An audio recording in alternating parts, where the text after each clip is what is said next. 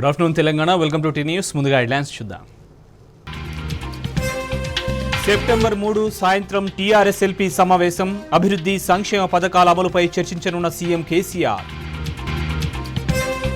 AP నుండి తెలంగాణ డిస్కంలకు 12,940 కోట్లు రావాలి. కేంద్రానిధి తప్పుడు లెక్కలన్న జెన్కో సీఎండీ ప్రభాకర్ రావు. ఆగ్నేయ బంగాళాఖాతం పరిసరాల్లో ఉపరితల ఆవర్తనం. రాష్ట్రానికి మరో 2 రోజులు వర్ష సూచన. కాంగ్రెస్ అధ్యక్ష ఎన్నిక రేసులో శశి థరూర్. పార్టీ పగ్గాలు చేపట్టేందుకు విముఖంగా రాహుల్.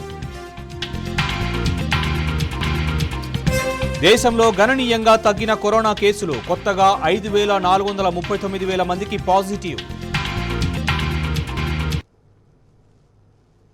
సెప్టెంబర్ 3వ తేదీ కేబినెట్ సమావేశం అనంతరం తెలంగాణ భవన్లో సాయంత్రం 5 గంటలకు టీఆర్ఎస్ లెజిస్లేటివ్ పార్టీ సమావేశాన్ని నిర్వహించాలని సీఎం కేసీఆర్ నిర్ణయించారు. టీఆర్ఎస్ పార్టీ అధినేత సీఎం కేసీఆర్ అధ్యక్షతన సాగే ఈ సమావేశంలో ఎమ్మెల్యేలు, ఎమ్మెల్సీలు, ప్రత్యేక ఆహ్వానితులుగా ఎంపీలు కూడా పాల్గొన్నారు. ఈ సందర్భంగా రాష్ట్రంలో అమలవుతున్న పలు అభివృద్ధి కార్యక్రమాలు, నూతనంగా అమలు చేస్తున్న పెన్షన్లు, గిరిజనులకు పోడు భూములు తదితర అంశాలపై సమావేశంలో చర్చించనున్నారు.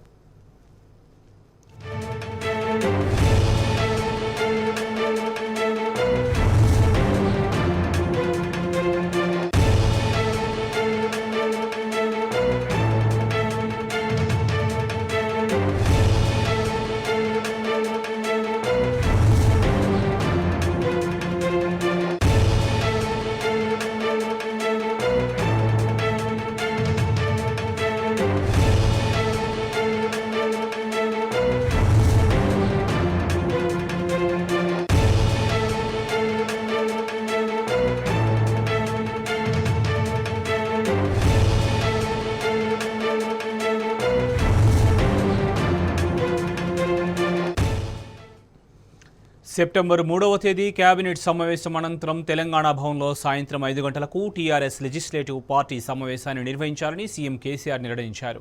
టీఆర్ఎస్ పార్టీ అధినేత సీఎం కేసీఆర్ అధ్యక్షతన సాగే ఈ సమావేశంలో ఎమ్మెల్యేలు, ఎమ్మెల్సీలు, ప్రత్యేక ఆహ్వానితులుగా ఎంపీలు కూడా పాల్గొన్నారు. ఈ సందర్భంగా రాష్ట్రంలో అమలవుతున్న పలు అభివృద్ధి కార్యక్రమాలు, నూతనంగా అమలు చేస్తున్న పెన్షన్లు, గిరిజనులకు పోడు భూములు తదితర అంశాలపై సమావేశంలో చర్చించనున్నారు.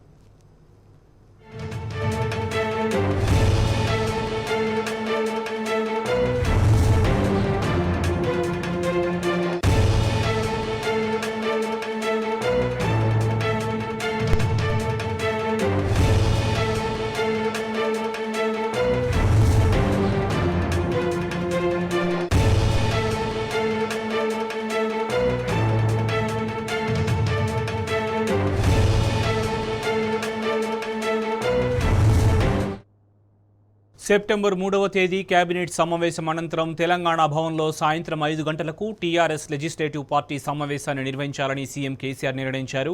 టీఆర్ఎస్ పార్టీ అధినేత సీఎం కేసీఆర్ అధ్యక్షతన సాగే ఈ సమావేశంలో ఎమ్మెల్యేలు, ఎమ్మెల్సీలు, ప్రత్యేక ఆహ్వానితులుగా ఎంపీలు కూడా పాల్గొన్నారు. ఈ సందర్భంగా రాష్ట్రంలో అమలవుతున్న పలు అభివృద్ధి కార్యక్రమాలు, నూతనంగా అమలు చేస్తున్న పెన్షన్లు, గిరిజనులకు పోడు భూములు తదితర అంశాలపై సమావేశంలో చర్చించనున్నారు.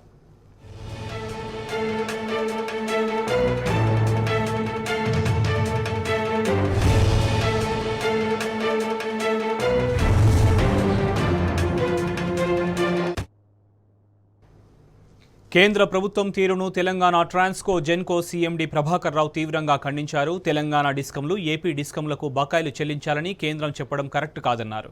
కేంద్ర ప్రభుత్వం చూపెడుతున్న లెక్కలు పూర్తిగా అవాస్తవంగా ఉన్నాయని చెప్పారు. ఏపీ డిస్కంల నుండి తెలంగాణ డిస్కంలకు 12,940 కోట్లు రావాల్సి ఉందని చెప్పారు. తెలంగాణకు చెల్లించాల్సినవి చెల్లించకుండా అవాస్తవాలు ప్రచారం చేయడం సబబు కాదన్నారు ప్రభాకర్ రావు.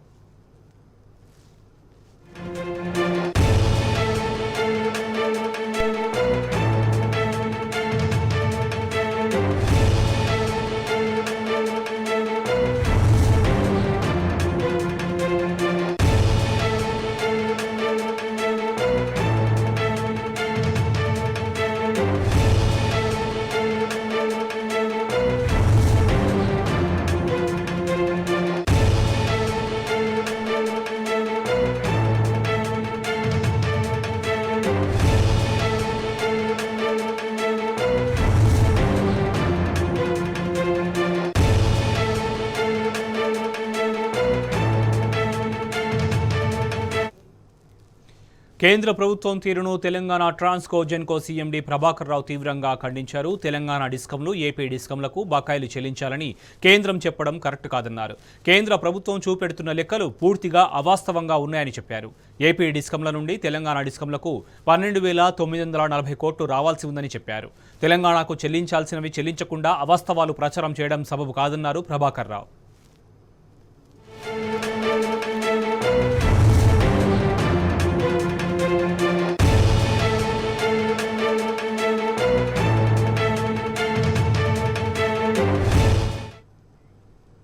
సీఎం కేసీఆర్ రాష్ట్రంలో విద్యా వైద్యానికి పెద్దపీట వేస్తున్నారని మంత్రి సబితా ఇంద్రారెడ్డి తెలిపారు. హైదరాబాద్ కూకట్పల్లిలోని రాజీవ్ గాంధీ నగర్లో ప్రభుత్వ ప్రాథమిక పాఠశాలను ఎమ్మెల్యే మాధవరం కృష్ణారావుతో కలిసి మంత్రి ప్రారంభించారు. అనంతరం విద్యార్థులకు పుస్తకాలు, బ్యాగులు, స్టేషనరీ పంపిణీ చేశారు. ఈ కార్యక్రమంలో ఎమ్మెల్సీలు నవీన్ కుమార్, జనార్దన్ రెడ్డి, టీఎస్టీఎస్ చైర్మన్ జగన్మోహన్ రావు, ఇతర ప్రజాప్రతినిధులు, అధికారులు పాల్గొన్నారు.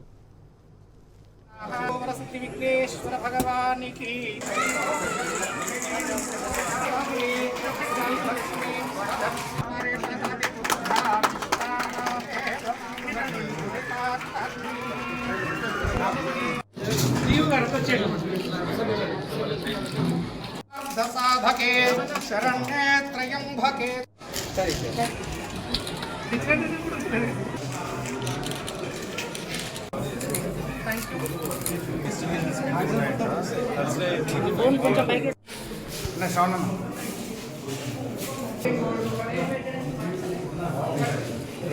పిల్లల్ని కొంచెం పైకి తీసుకొస్తారు. పిల్లల్ని దిక్కుదాన్ని కలవచ్చు కొంచెం బయట వస్తుంది.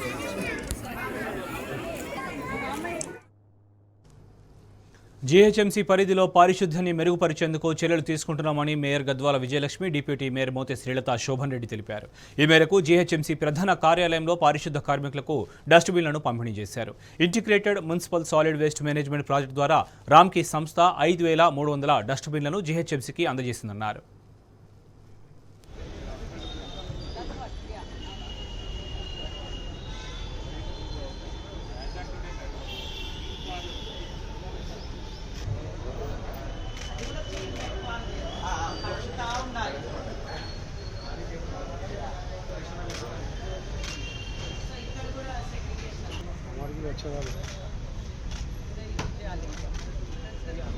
ఏడాది రేడియం జాకెట్లు ఇవ్వనట్టున్నారు.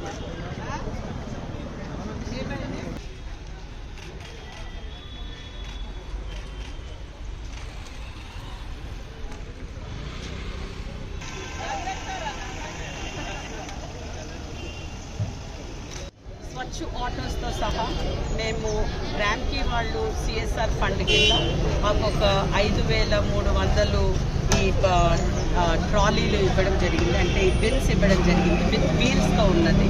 ఏంటంటే ఎక్కడైతే మీరు వల్నరబుల్ పాయింట్స్ మనం చూస్తూ ఉంటామో ట్రైసైకిల్స్తో ఏదైతే లేపి ఒక దగ్గర చెత్త చేకూరుస్తారో అది సులభం కావడానికి వాళ్ళకంటే రోడ్డు మీద చెత్త కనపడకుండా ఈ చెత్త దీంట్లోపల అంటే 120 లీటర్స్ చెత్త రోజు మనం ఒక 240 వరకు లీటర్స్ చెత్త సేకరిస్తున్నాము ఈ చెత్త చిన్న చిన్న స్పాట్స్లలో. అయితే అదే దానికోసమని మేము ఎవ్రీ 7 మెంబర్స్కి అంటే ఒక గ్రూప్కి ఒక బిన్ అంటే అట్లా రెండు గ్రూప్స్కి 4 బిన్లు ద్వారా మేము అట్లా ఇస్తూ ఉన్నాము. చెత్త ఒక్కసారి సేకరించుకున్నాక దానిపైన కవర్డ్ అంటే వాసన రాకుండా ఆర్ బయట ఆ వెహికల్ నడుస్తూ ఉంటే పడిపోకుండా కూడా అది ఈజీగా ఉంటుంది. కాబట్టి అట్లాంటి వెహికల్ కూడా ఇవాళ క్రియేట్ చేసి ర్యామ్కి వాళ్ళు తేవడం జరిగింది. ఈరోజు ఇక్కడ ఈ రామ్కి ద్వారా ఇక్కడ కొన్ని డస్ట్బిన్లు పెట్టారు, ఒక 5,000 వరకు. దాంట్లో ఏంటంటే ఇంతకుముందు మనకున్న ఇలా సైకిల్ లాగా తోసుకుంటూ వెళ్ళాలి. అది కొంచెం ఎలా అయినా వెయిట్ ఎక్కువ ఉంటుంది, అది ఐరన్ కాబట్టి కొంచెం వెయిట్ ఎక్కువ ఉంటుంది. కానీ ఇది చూస్తే మాత్రం ఈరోజు చాలా బాగుంది. దీంట్లో అయితే అంటే రోడ్ మీద వాళ్ళు ఎక్కడైతే చిన్న చిన్న కుప్పలు చేసి పెడతారో అదంతా కూడా దీంట్లో వేసి దీని ద్వారా మళ్ళీ ఒక పెద్ద లారీలో వేయడం జరుగుతుంది. అది కూడా క్లోజ్డ్ లారీ ఉంది. చాలా అంటే ఇది ప్రజలకి కాకుండా వర్కర్స్కి కూడా చాలా హెల్ప్ఫుల్ అవుతుంది. దీనివల్ల రోడ్లు ఇంకా శుభ్రం అవుతాయని నేను అనుకుంటున్నాను. సీఎం కేసీఆర్ చేపట్టిన తెలంగాణకు హరితహారం కార్యక్రమం ఆశించిన లక్ష్యం దిశగా కొనసాగుతుంది.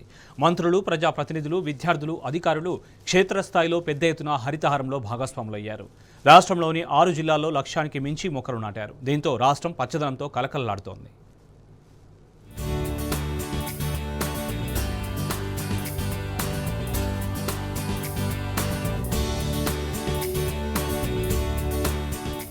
వనపర్తి జిల్లాలో లక్ష్యానికి మించి 25.04 లక్షల మొక్కలు నాటారు. దీంతో 155.82%తో ఆ జిల్లా అగ్రస్థానంలో నిలిచింది. నల్గొండ జిల్లా 20.03 లక్షల మొక్కలు నాటి చివరి స్థానంలో నిలిచినట్టు అటవీ శాఖ వెల్లడించింది. ఇప్పటి వరకు రాష్ట్ర వ్యాప్తంగా 8 విడతల హరితహారం ద్వారా 268.16 కోట్ల మొక్కలు నాటినట్టు అటవీ శాఖ వెల్లడించింది.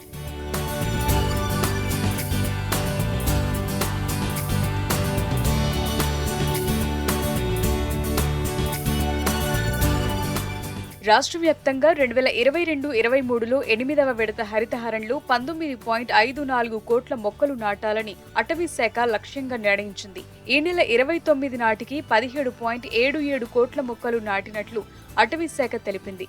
రాష్ట్రంలోని వనపర్తి, మంచిర్యాల, జీహెచ్ఎంసీ, సంగారెడ్డి, ములుగు, కొమురంభీం, ఆసిఫాబాద్ జిల్లాల్లో లక్ష్యానికి మించి మొక్కలు నాటినట్లు వెల్లడించింది. వనపర్తి జిల్లాలో 13.6 లక్షల మొక్కలు నాటడం లక్ష్యం కాగా 25.044 లక్షలు, మంచిర్యాలలో 40.280 లక్షలకు, 47.017 లక్షలు, జీహెచ్ఎంసీలో 50 లక్షలకు గాను 55.114 లక్షలు, సంగారెడ్డిలో 55.4 లక్షలకు, 58.983 లక్షలు, ములుగులో 14.970 లక్షలకు, 15.598 లక్షలు, కొమురంభీం, ఆసిఫాబాద్ జిల్లాలో 52.689 లక్షలకు, 52.991 లక్షల మొక్కలు నాటి ముందు వరుసలో నిలిచాయి.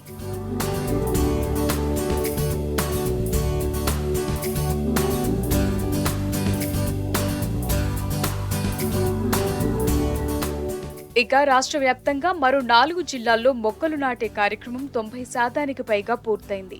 మరో 6 జిల్లాల్లో 80% పూర్తి కాగా 4 జిల్లాల్లో 70, 6 జిల్లాల్లో 80% పైగా, 5 జిల్లాల్లో 50% పైగా మొక్కలు నాటే కార్యక్రమం పూర్తయింది. 8వ విడతలో ఇప్పటి వరకు 17.774 కోట్ల మొక్కలు నాటగా వీటిలో 13.981 కోట్ల మొక్కలు కాగా 3.793 కోట్ల విత్తన బంతులున్నాయి. నల్గొండ జిల్లాలో అతి తక్కువగా 28.92%, వరంగల్ అర్బన్ జిల్లాలో 36.28% మాత్రమే మొక్కలు నాటారు.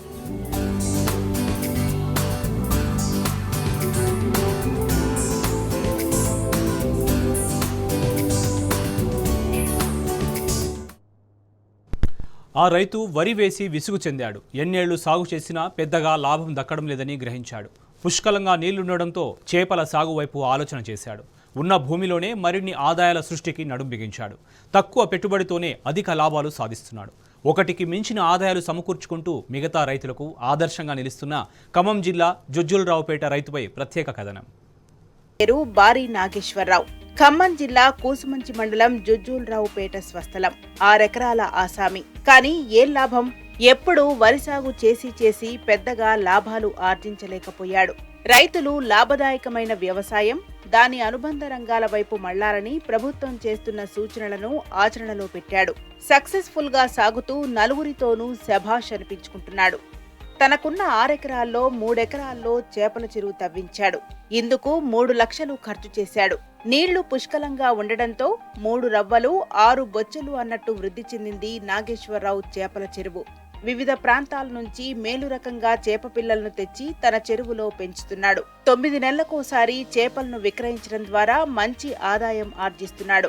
మంచి చెరువు కావడంతో చుట్టుపక్కల ఊళ్ల నుంచే కాదు, పాలేరు నుంచి కూడా మత్స్యకారులు వచ్చి సొంతంగా వేటాడి ఈ చేపలను తీసుకెళ్లి బయట విక్రయిస్తున్నారు. అన్ని ఖర్చులు పోను ₹1,00,000 పైగానే లాభం ఆర్జిస్తున్నాడు. నా పేరు బారి నాగేశ్వరరావు. మాకు ఇక్కడ ఊరు పక్కనే 6 ఎకరాల వ్యవసాయ భూమి ఉంది. గతంలో వరి పంట వేసేవాళ్ళం.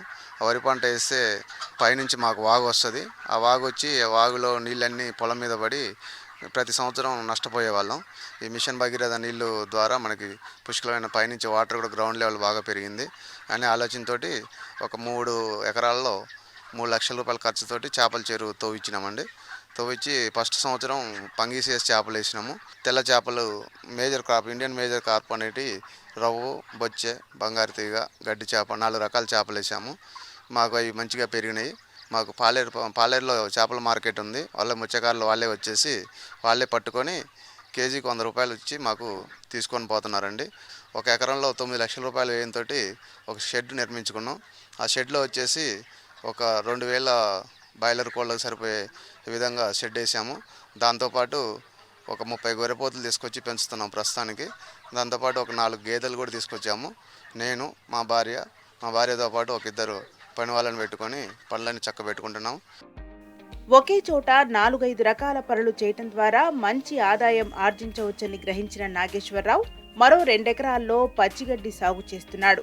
9 లక్షల రూపాయలు వెచ్చించి ఓ షెడ్ నిర్మించాడు. 4 గేదెలను తెచ్చి మినీ డైరీ ప్రారంభించాడు. రోజుకు 20 నుంచి 30 లీటర్ల పాలను విక్రయించడంతో పాటు ఎరువుగా పేడ, ఇతర వ్యర్థాల నుంచి కూడా ఆదాయం సమకూర్చుకుంటున్నాడు. తను, తన భార్యతో పాటు మరో 2కి ఉపాధి కల్పిస్తున్నాడు నాగేశ్వరరావు. నా పేరు బారిరాణి. మాకు 6 ఎకరాల పొలం ఉన్నది. దాంట్లో 3 ఎకరాలు చేపల చెరువు, 2 ఎకరాలు పశువులకి, గొర్రెలకి గడ్డి వేసినాం. ఉదయం 5 గంటల నుంచి 10 గంటల వరకు గేదెల పని అవుతుంది. 10 నుంచి 12 వరకు కోళ్లకు, గొర్రెలకు దానాలు, మేతలు. 2 వర్కర్స్ ఉన్నారు. ఒక ఆయన గొర్రెలు, కోళ్ళు చూసుకుంటారు. ఒక ఆయన గేదెలు, చేపలకు దానాలు వేసుకుంటారు. 2కి మాతో పాటుగా ఉపాధి ఇచ్చినాం. చెరో 10,000 నెల శాలరీ ఇస్తాం. నా గొర్రె పొత్తులు 6,000కి తెచ్చాము. ఇప్పుడు 2 నెలల్లో 10,000కి అడుగుతున్నారు. గేదె పాలు రోజు ఒక 20 లీటర్లు ఉదయం, 20 లీటర్లు సాయంత్రం అమ్ముతున్నాం. లీటర్ 60 రూపాయలు చొప్పున ఇక్కడ షెడ్ దగ్గరే కొనుక్కోపోతారు. నెల 30-40 వేలు వస్తుంది. మాతో పాటు ఇంకో 4కి పని ఇప్పించేటట్టు ఉంటుందో మాకు నెల ఇన్కమింగ్, డైలీ ఇన్కమింగ్ వస్తుంది. ఈ తెలంగాణ రాష్ట్రం ఏర్పడ్డ తర్వాత మా గౌరవనీయులైన కేసీఆర్ గారు మిషన్ భగీరథ, మిషన్ కాకతీయ చెరువులన్నీ పూడికలు తీసి నీళ్లు నిల్వ ఉంచటం, మాకు మేకలకి, గొడ్లకి ఒకప్పుడు నీళ్లు తాగని పరిస్థితులు ఉండే, ఇండ్లల్లో నీళ్ళు దాపుకునే రోజులుండే. ఇప్పుడు 24 గంటల కరెంటు రావటం, మాకు నీళ్ళు అన్ని విధాలుగా నీళ్ళు రైతులకు అందుబాటులో ఉండటం, మంచిగా రైతువారిగా కేసీఆర్ గారు చెప్పిన విధానంగా రైతువారిగా మనకి మంచిగా చేపలైతే, కోళ్ళైతే, కోడిగుడ్లైనా కల్తీ లేని పాలు మనకి రైతులకి తాపీయటం జరుగుతుంది. నాగేశ్వరరావు గారు మాకు మంచిగా ఎల్లవెల్ల అందుబాటులో ఉండటం జరుగుతుంది. జే కేసీఆర్ గారు. ఇదే పొలంలో ఓ మూలన 30 గొర్రె పిల్లలను కూడా పెంచుతున్నాడు నాగేశ్వరరావు. ఒక్కొక్క గొర్రె పిల్లకు 6,000 వెచ్చించి కొనుగోలు చేసి 6 నెలలు ఏపుగా పెంచాడు. ఇప్పుడు గొర్రె పొట్టేలు ఒక్కొక్కటి 12 నుంచి 13,000 వరకు అమ్ముడుపోతున్నాయి. ఖర్చులు పోను ఒక్కొక్క గొర్రె మీద 6 నెలల కష్టానికి కనీసం 4,000 రూపాయల లాభం సమకూర్చుకుంటున్నాడు. అంటే 30 గొర్రె పొట్టేళ్ల మీద 6 నెలలకు 1,20,000 లాభం పొందుతున్నాడు. ఇదే షెడ్డులో బాయిలర్ కోళ్లను కూడా పెంచుతున్నాడు నాగేశ్వరరావు. కోళ్ల పెంట చేపల చెరువుకు అవసరం కావడంతో ఉన్న షెడ్డులోనే కోళ్ల పెంపకము చేపట్టాడు. ఫ్రీగా కోళ్ల పెంట లభిస్తుండటంతో పాటు మరోవైపు పెరిగిన కోళ్లను కూడా విక్రయిస్తున్నాడు. వేడి నీళ్లకు చన్నీళ్లు తోడనట్టుగా కోళ్ల పెంపకము నాగేశ్వరరావుకు ఆదాయ వనరుగా మారింది. ఈ తెలంగాణ వచ్చిన తర్వాత, ఆంధ్ర నుంచి తెలంగాణ విడిపోయిన తర్వాత తెలంగాణలో ఇప్పుడు చేపల చెరువులు ఇట్లాంటి పరిస్థితులు, 24 గంటల కరెంటు, కాళేశ్వరం ద్వారా నీళ్లు, అన్ని రకాల సౌకర్యం తెలంగాణ వచ్చిన తర్వాత కల్పించబడబట్టి ఆంధ్ర నుంచి తెచ్చుకునే చేపలు కాకుండా ఇప్పుడు మన తెలంగాణలోనే చేపల చెరువులు ఇట్లా తవ్వుకొని తెలంగాణలో చేపల సాదుకునే పరిస్థితి వచ్చింది. కోళ్ల ఫారాలు కానివ్వండి, 24 గంటల కరెంటు కానివ్వండి, ఏదైనా చాలా సదుపాయంగా ఉంది. ఏదైనా కష్ట నష్టాలు కోర్చి ఎక్కడైనా కొత్త పథకం పడితే కోళ్ళు కానివ్వండి, మల్బరీ తోటలు కానివ్వండి, పాడి పరిశ్రమ కానివ్వండి, చేపల చెరువులు కానివ్వండి, ఏది కొత్తగా కావాలనుకుంటే అది తీసుకొచ్చి వినూత్నంగా ఇక్కడ ప్రయోగాత్మకంగా మా విలేజ్లో, జుజ్జలరావుపేట విలేజ్లో ప్రయోగాత్మకంగా ప్రవేశపెడుతున్నాడు. చాలా బాగా చేస్తారు. చాలా అనుకూలమైన రైతు, ఆదర్శ రైతు. బురదమడి దమ్ము చేసి నాటు వేసి వదిలేస్తే వరి పండుతుంది. కానీ ఆదాయం మాత్రం అంతంత మాత్రంగానే ఉంటుంది. అదే నేల నేడు పాడి పంటలతో పాటు కోళ్లు, గొర్రెల పెంపకంతో నిత్యం కళకళ్లాడుతోంది. 4 కుటుంబాలకు జీవనోపాధి లభిస్తోంది. వ్యవసాయం అంటే దండుగ కాదు, పండుగ అని నిరూపిస్తున్నాడు ఖమ్మం రైతు నాగేశ్వరరావు. రాష్ట్ర మత్స్య రంగంలో సరికొత్త అధ్యాయం ఆరంభం కానుంది. ప్రపంచ స్థాయి ఆక్వాకల్చర్కు తెలంగాణ జలాశయాలు కేరాఫ్గా మారుతున్నాయి. మిడ్ మానేరు కేంద్రంగా 600 ఆక్వా హబ్ యూనిట్లు ఏర్పాటు కానున్నాయి. అమెరికాకు చెందిన ప్రతిష్టాత్మక ఫిష్ ఇన్ సంస్థ శ్రీ రాజరాజేశ్వర జలాశయంలో కేజ్ కల్చర్ విధానంలో చేపలు ఉత్పత్తి చేయనుంది. ఏడాదికి 85 టన్నుల చేపలు ఉత్పత్తి లక్ష్యంగా ప్రారంభిస్తున్న ఈ ఆక్వా హబ్ ముంపు గ్రామాల ప్రజల ఉపాధికి భరోసాగా నిలవనుంది. మత్స్యరంగంలో తెలంగాణ రాష్ట్రం ఊహించని వేగంతో దూసుకెళ్తున్నది. ఒకప్పుడు సాగునీటికి గోసబడ్డ తెలంగాణ స్వపరిపాలనలో శిఖర ప్రగతిని సాధిస్తున్నది. సాగునీటి రంగంలో తెచ్చిన విప్లవాత్మక మార్పులు వ్యవసాయ రంగమే కాదు, అనుబంధ రంగాల్లో తెలంగాణను అగ్రపదాన నిలుపుతున్నాయి. అందుకు నిదర్శనమే తెలంగాణ రాష్ట్రంలో మత్స్య వైభవం. మత్స్యరంగంలో తెలంగాణ రాష్ట్రం ఇప్పటికే అద్భుత ప్రగతిని సొంతం చేసుకున్నది. సీఎం కేసీఆర్ తీసుకున్న నిర్ణయాలు మత్స్యరంగంలో తెలంగాణ ఉత్పత్తి సామర్థ్యాన్ని రికార్డు స్థాయిలో పెంచాయి. మత్స్యకారుల జీవితాల్లో వెలుగులు నింపాయి. కాళేశ్వరం పథకం మూలంగా రాష్ట్రంలో జలాశయాల సంఖ్య పెరిగింది. మండు వేసవిలోనూ జలాశయాలు, చెరువులు నిండు కుండల్లా నీటితో కళకళ్లాడుతున్నాయి. అందుకే మత్స్యరంగంలో ఇంటిగ్రేటెడ్ కేజ్ కల్చర్ను విస్తరించాలని ప్రభుత్వం వినూత్నంగా ఆలోచించింది. రాజన్న సిరిసిల్ల జిల్లాలోని మిడ్మానేరు కేంద్రంగా ఆక్వా హబ్ ఏర్పాటుకు శ్రీకారం చుట్టింది. శ్రీ రాజరాజేశ్వర జలాశయంలో ప్రపంచ స్థాయి ఇంటిగ్రేటెడ్ కేజ్ కల్చర్ యూనిట్లను ఏర్పాటు చేస్తున్నది. ఇప్పటికే మిడ్మానేరులో డెమో ఆక్వా హబ్ యూనిట్ల ఏర్పాటు పూర్తయింది. ఆక్వా రంగంలో పేరున్న 4 అతిపెద్ద కంపెనీలు రాష్ట్రంలో 2000 కోట్ల పెట్టుబడులు పెడుతున్నాయి. ఇందులో అమెరికాకు చెందిన ప్రతిష్టాత్మక ఫిషిన్ 1000 కోట్ల పెట్టుబడుల కోసం ప్రభుత్వంతో ఎంఓయూ కుదుర్చుకున్నది. దేశీయ సంస్థలైన ఫ్రెష్ టు హోమ్, ఆనంద గ్రూప్, సివి ఆక్వాకల్చర్ గ్రూప్ కూడా తెలంగాణలో ఇన్వెస్ట్ చేస్తున్నాయి. అమెరికన్ సంస్థ ఫిష్ ఇన్ మిడ్మానేరులో తిలాపియా చేపలను ఉత్పత్తి చేయనుంది. మంత్రి కేటీఆర్ చొరవతో అమెరికన్ సంస్థ రాష్ట్రానికి తరలివచ్చింది. మంచినీటిలో పెరిగే తిలాపియా చేపలకు అంతర్జాతీయ మార్కెట్లో ఎంతో డిమాండ్ ఉంది. అమెరికాలో తిలాపియా చేపలను ఎక్కువగా తింటారు. ఇంటిగ్రేటెడ్ కేజ్ కల్చర్ పద్ధతిలో శ్రీ రాజరాజేశ్వర జలాశయంలో తిలాపియా చేపలను పెంచనున్నారు. రాష్ట్రంలో ఆక్వా కల్చర్ విస్తరణలో భాగంగా ప్రభుత్వం ముందుగా మిడ్మానేరును ఎంచుకుంది. ఎందుకంటే కేజ్ కల్చర్ కు ఇది అత్యంత అనువైన ప్రాంతంగా పరిశోధనలో తేలింది. మిడ్మానేరు కేంద్రంగా మొత్తం 500 ఎకరాల స్థలాన్ని కూడా తెలంగాణ ప్రభుత్వం కేటాయించింది. అమెరికాకు చెందిన ఫిష్ ఇన్ సంస్థకు 120 ఎకరాల స్థలాన్ని కేటాయించగా మిగిలిన ఒక్కో కంపెనీకి 100 నుంచి 120 ఎకరాల స్థలం కేటాయించింది. దాదాపు 600 ఆక్వా హబ్ యూనిట్లు ఇక్కడ నెలకొల్పనున్నారు. వీటి ద్వారా ప్రత్యక్షంగా పరోక్షంగా 10,000 మందికి పైగా ఉపాధి లభించనుంది. మిడ్మానేరులో ఏడాదిలో ఏ సమయాల్లో ఎంత మేరకు నీటి నిల్వ ఉంటుందో అన్న విషయంపై జలవనరుల శాఖ నివేదిక అందజేయనుంది. అందుకనుగుణంగా ఆక్వా హబ్ యూనిట్లు నెలకొల్పనున్నారు. ఇప్పటికే ఫిష్ ఇన్ కంపెనీ ప్రతినిధులు శ్రీ రాజరాజేశ్వర జలాశయాన్ని పరిశీలించారు. మరికొద్ది రోజుల్లో మంత్రి కేటీఆర్ తో కలిసి ఆక్వా హబ్ యూనిట్లలో తిలాపియా చేప పిల్లలను వదలనున్నారు. ఈ ఏడాది కొన్ని యూనిట్లలో చేపల పెంపకాన్ని ప్రారంభించి వచ్చే ఏడాది కల్లా కేజ్ కల్చర్ను మరింత విస్తరించనున్నారు. మిడ్మానేరులో ఆక్వా హబ్ యూనిట్లు పూర్తి స్థాయిలో అందుబాటులోకి వస్తే ఏడాదికి 85,000 టన్నుల చేపల ఉత్పత్తి జరగనుంది. మిడ్మానేరు కేంద్రంగా ప్రారంభం కానున్న సమీకృత మంచినీటి ఆక్వా హబ్ ప్రపంచంలోనే పెద్దదని అధికారులు చెబుతున్నారు. ఒకే చోట 500 ఎకరాల భారీ విస్తీర్ణంలో చేపల్ని పెంచటం ఎక్కడా లేదంటున్నారు. ఈ ఆక్వా హబ్ లో కేవలం చేపల పెంపకమే కాకుండా చేపల శుద్ధి కేంద్రాలు, ఫిష్ సీడ్ ఉత్పత్తి కేంద్రాలు, శిక్షణా కేంద్రాలు కూడా ఏర్పాటు చేయనున్నారు. అంతర్జాతీయంగా ఎగుమతికి అనుకూలమైన చేపల ఉత్పత్తిపై దృష్టి పెట్టనున్నారు. మొత్తంగా 750 హెక్టార్ల విస్తీర్ణంలోని జలాశయంలో 1% ప్రైవేటు కంపెనీలకు కేటాయించగా మిగిలినది స్థానిక మత్స్యకారులకే కేటాయిస్తున్నారు.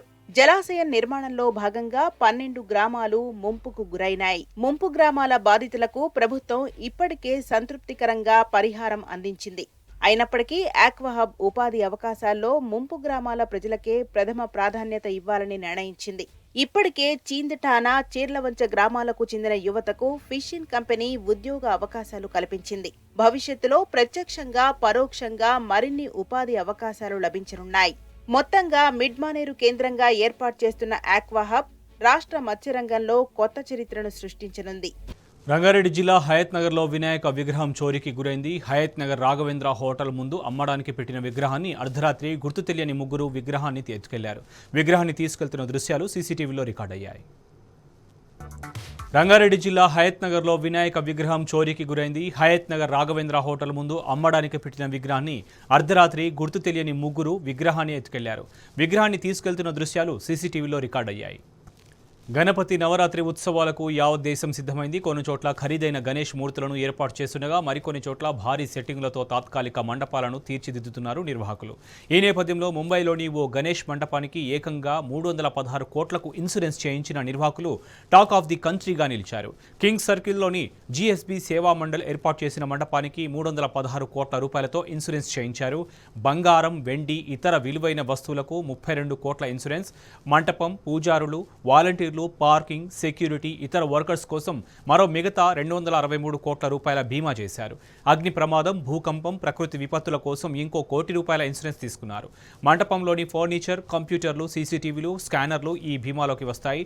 మంటపం ఆర్గనైజింగ్ టీంతో పాటు గణేష దర్శనానికి వచ్చే ప్రతి భక్తుడిని బీమా పరిధిలోకి తీసుకొచ్చారు.